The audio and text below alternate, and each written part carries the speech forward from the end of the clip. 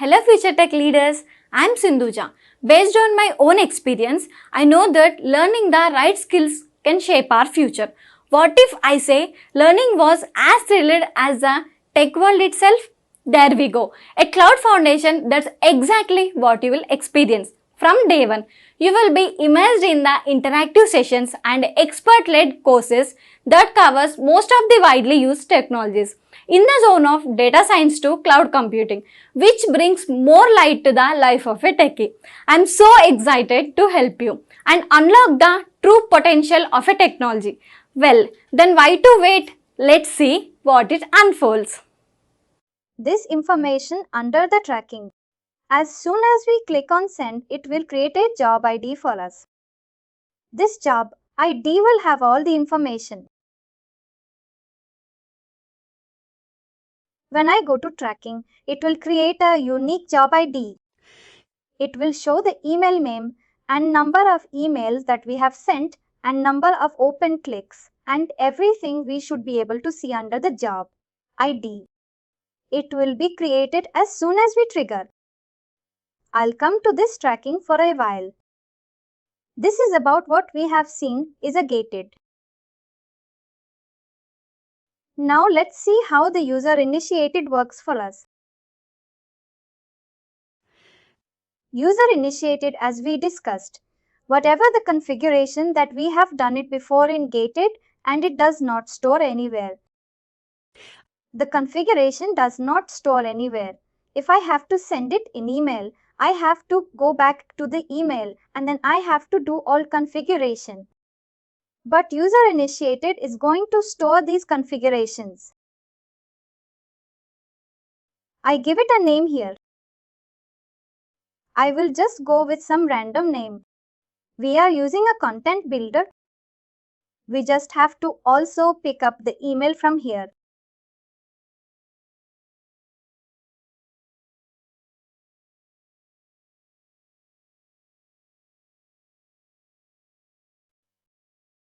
Subject line pre. Header shows reflex here. And here I'll go with the default commercial pen. In case if you would like to use your own profile center, then you can click on override. And then you will be able to pick up the center profile that you have created. For now, I'll just go with the default commercial classification. And here we have the send throttling. If you'd like to enable, we have a start date and end date and limit. You can also use this send throttling. We have a send blocking. These all are something that we have already checked. Here is the recipient. Who needs to get the email communication from us? Click on Edit Recipients. We will get the option of list data extension, groups, audience and all of them. We just have to pick up the audience. Who should get the email communication? We have all subscribers lists, everything. Same as what we have seen there. I just pick up the data extension. I'll select this. I'll move this data extension to a targeted. Here I get an option to pick up my publication list. If I say all subscribers, then if any of the customers unsubscribe, it will be updating to all subscribers. Same goes if you'd like to change them. We can change it here. And then suppression list, we have it here. In case, if you'd like to suppress any customers, you can also add them here. This is a kind of a configuration. We have to do it in the user initiative, same as what we have seen already. 3 important parts. One is the email name. Sorry, first thing is the email template. The email template that we have to pick up. And then we have to pick up the sender classification. Third is the recipients, who should get the email communication. And if you'd like to do a testing, you can pick up the test audience. But if you would like to pick up any test audience, you have to make sure your data extension is created as a sendable and also testable. We have a data extension. I'll just open up data extension randomly. If you look at this configuration, it's a random data extension.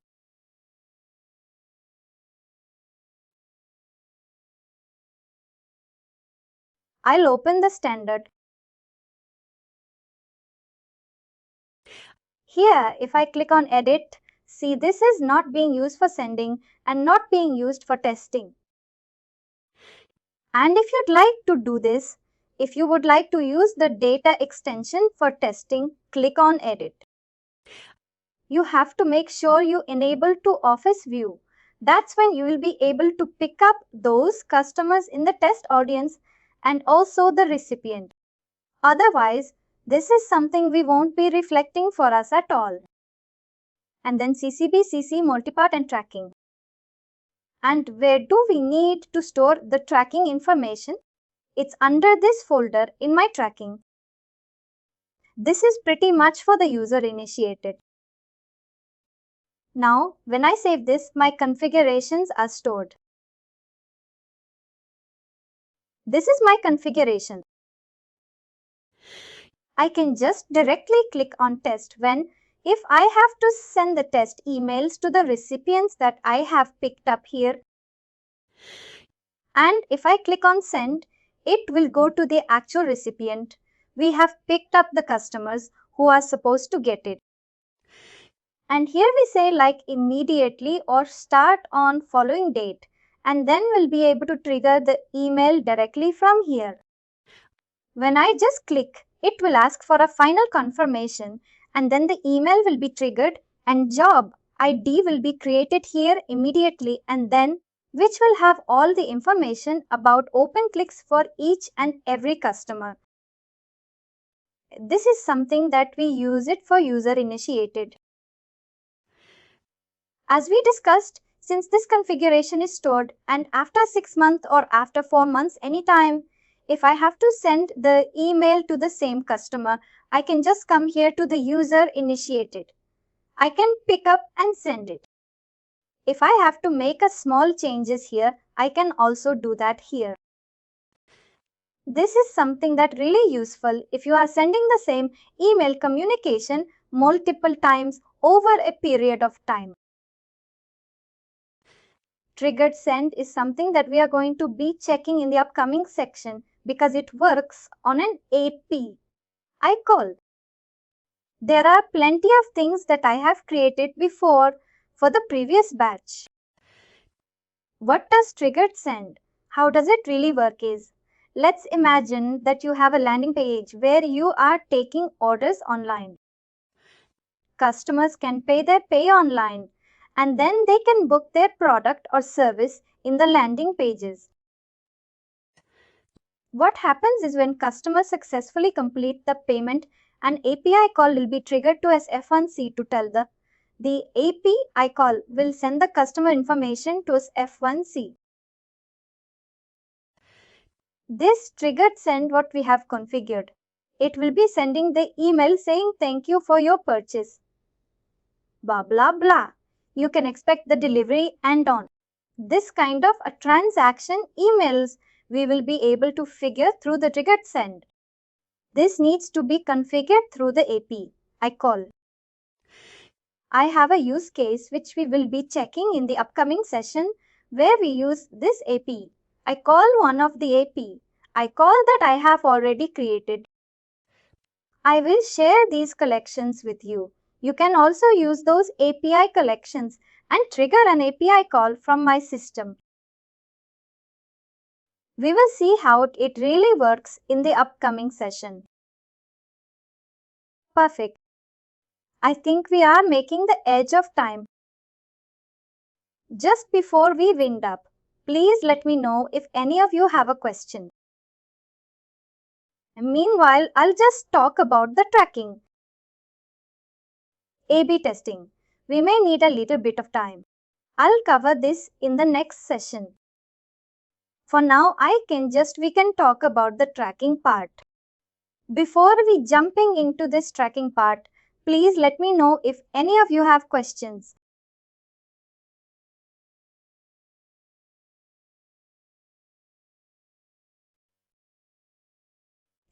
I believe far.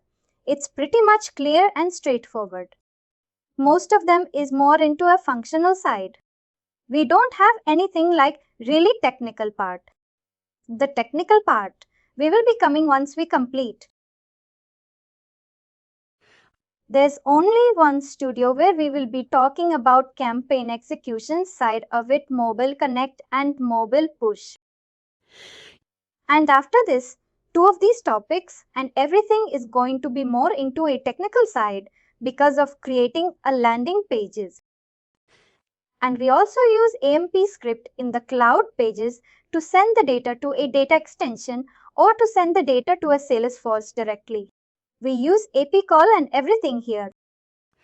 There's going to be a good use case and real-time use case we are going to be covering in Web Studio. And one more campaign execution topic is going to be Journey Builder. 3 topics in total. Email, mobile and Journey Builder is going to be on the campaign execution side. Once we complete and everything is going to be on the data processing and more into a functional side of it. Great. Under the tracking, as soon as we trigger an email, like email from anywhere, like we can trigger an email from here, Email Studio, we can also trigger an email from Journey Builder. We also have an option to track everything here.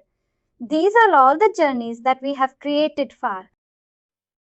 And there are multiple versions it may have. When I just open one of the journey here, it says the version 1. We can track all of this stack. Under this tracking, even the trigger set also. We will have a folder for trigger send. Here we'll be able to track all of the emails that we have triggered. Here we basically have all the stack. Now let's open one of the job ID.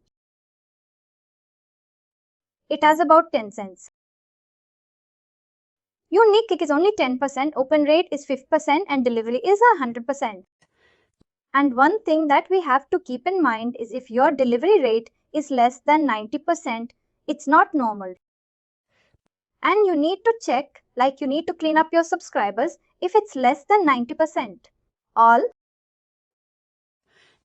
Most of the time, most of the situations, we get the delivery rate close to 98 to 99% and all of them. If it's less than 90%, definitely there is something wrong with your audience that you have picked up. Please check and please do a cleanup if they are already unsubscribed. If they are not, if they are in a health status. To remove all of those subscribers, you can write a query or you can apply a filter and remove all of the subscribers who is not engaging with the email communication for past 1 year. There are plenty of conditions you can apply and then remove them and then you trigger. That's the best practice we do within SFMC. If you're not getting a delivery rate more than 95%, your IP reputation will go back. If your reputation goes back, your IP may get blacklisted. Even whenever you send an email, all the emails will go to the spam folder. It will not go to inbox. It's really important to maintain the IP reputation. This campaign is fine. We have about 100 delivery rate. Now let's check this. Let's click on name of this template. Here we get all the information like overview. Here we see like a total sent is a 10. We have total sent an email to 10 customers. When you click on it, you can see all of the customers, subscriber key and email address. Email address and subscriber key you can see. Perfect. Now there are 6 open, 5 open and 1 click. And you can, even if you click on 5, you can see which all customers have opened your email. These 5 customers have opened your email. You can also see the open time also. This is the kind of information that we get here. We use this information Especially when, is suppose if a management is coming back to you saying, Kumar, can you please show them an email? Who has not opened the email? Who has not opened the email? We have already sent the email.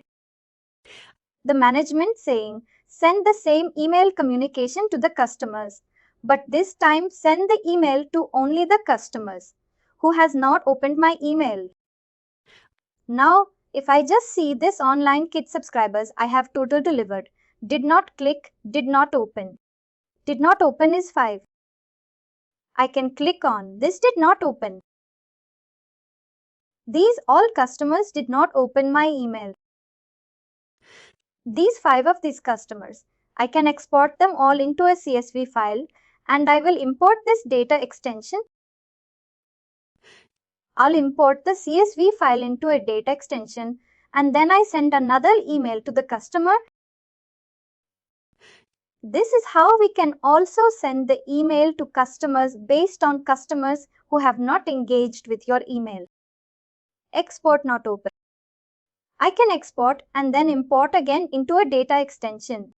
I can send the email, another email to the customers. Perfect. Same, it goes for customers did not click.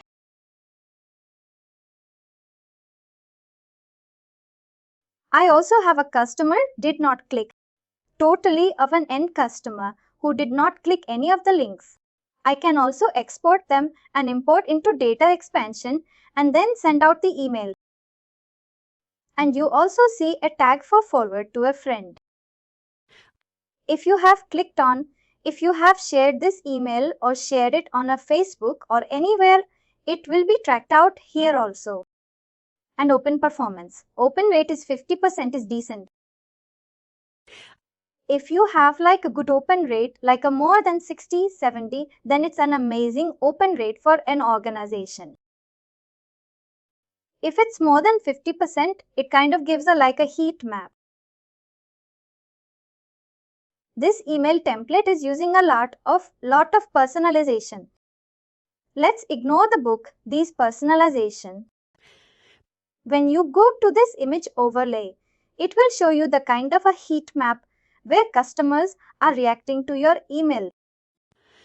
Here for this link, I get 0% for 0%, 0%, 0% like. Only in this link, we have about like some customers who have clicked on your email. You may know like by looking at this heat map, you can check this CTR button. There are a lot of customers who are clicking. If you have a multiple CTA button, you can keep only them and the rest of the CTA button you can remove it. You can really understand where customers are clicking, which one is really working out and all of them.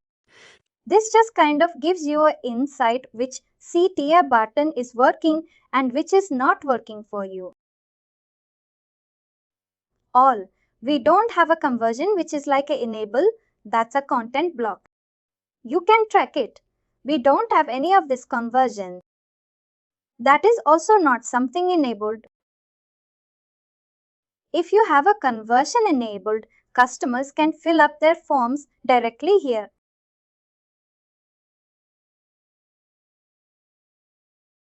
I'll just wind up refreshing another 2 minutes exactly. The conversions. There is a content block that we can use it to track the conversion. Example, you can submit the form, you can create a form in email template and if anyone likes to submit and you will be able to see all of the conversions here. And same it goes for surveys. This is also one of the content block that we have. It's called email form content block. That content block is not enabled in our instance. When that is enabled, you can create us a survey like who's going to be the IPL winner, who's going to be the winner of this upcoming tennis tournament. You can create a survey and you will also be able to see the question and also the survey response from the customers and you can export them. When you export, you will also be able to see along with the subscriber ID. All. You can use this tool of this content block only if the content blocks are enabled in your Marketing Cloud instance. Job links. This one useful in some cases. It's useful. Let's say we have triggered an email with a wrong link to the customers. I realized this after sending out the email. For example, Amazon is what I have to send. Instead of that, I have sent the email to the customers at Amazon.com. Go to the global website. I have done this mistake. I realized after sending out the email after 5 minutes. I immediately come to this job links. I can see the URL ID for each and every link that I have used in this email template. If I click on this URL ID, it will show you the URL. You can directly change it here immediately. If any customers open the email after 5 minutes, we make the changes. Customers will be able to go to the correct landing page. If anyone has already opened, it's not useful. If the same customers open the email after we update here, they will go to the correct landing page. This is something that we will be able to handle it because it always goes to the server. We can control this link in the server email server. When we make a changes, it will update in the email server, and then if any of the customers open the email after we make a change, they will go to the correct landing page. This is about the job links. I'm not sure how these tabs have been created in the tracking. We used to have only like all of these 5 tabs, not a part. This is something that which has been created by the user. I'm not sure like how they have also created. And finally, do not forget to like, share and subscribe to our channel.